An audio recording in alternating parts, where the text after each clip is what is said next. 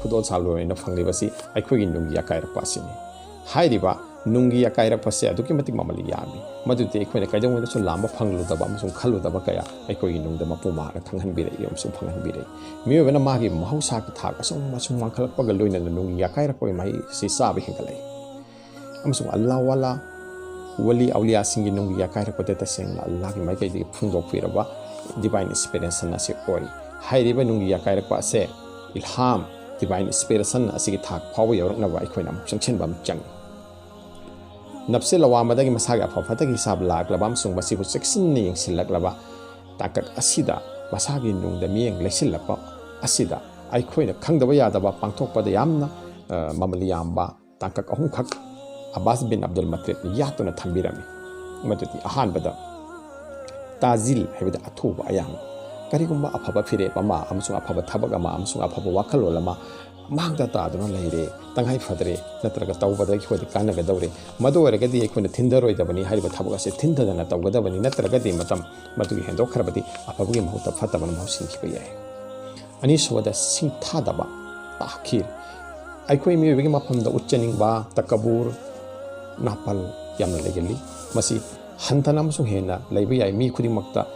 uchchaning ba amsung napal ase loina duna dumak lai aduga hairiba uchchaning ba amsung napal ase mi magi apanggi horkam adu hairiba napal amsung uchchaning ba sina riyakari amsung takabur asina mioi babu masana masabu singthali masana masabu atopada utnaba hone hairiba singthaba asina ai isagi awala pa yengsinabagi lambi da swata hui karigumata isagi aranba yauraba amsung langedaba lairaba adusu isana khangjadanabagi marama moheli asine isabu singthaba isana machumle hain chatpa asi tawroidaba isabu singthaba dagi isana machumle haibasi lakpani awmusubada aroibada aronba thamba ikpha isagi phibamsing atopagi mafamda lona thamnaba honagadabani isagi awatpa asonba hanthana hantabam hausasing ase atoppada liduna tahalloidabani karigumba liduna tahanba taragasu isagi hak oiba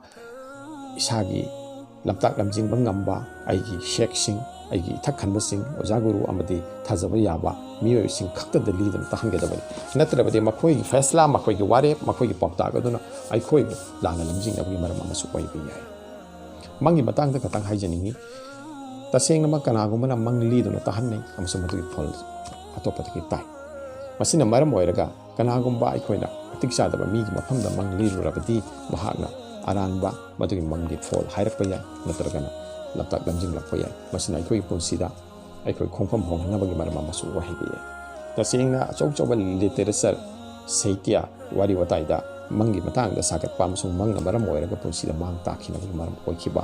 natragana mangna maram oragana awangba thakta ka khibam so mai pakhinabagi inspiration oiba wafam kaya aikona su thengnaribani asina mangsima afam matam sana ligadabani aduga topa amana divine inspiration la abasing amasung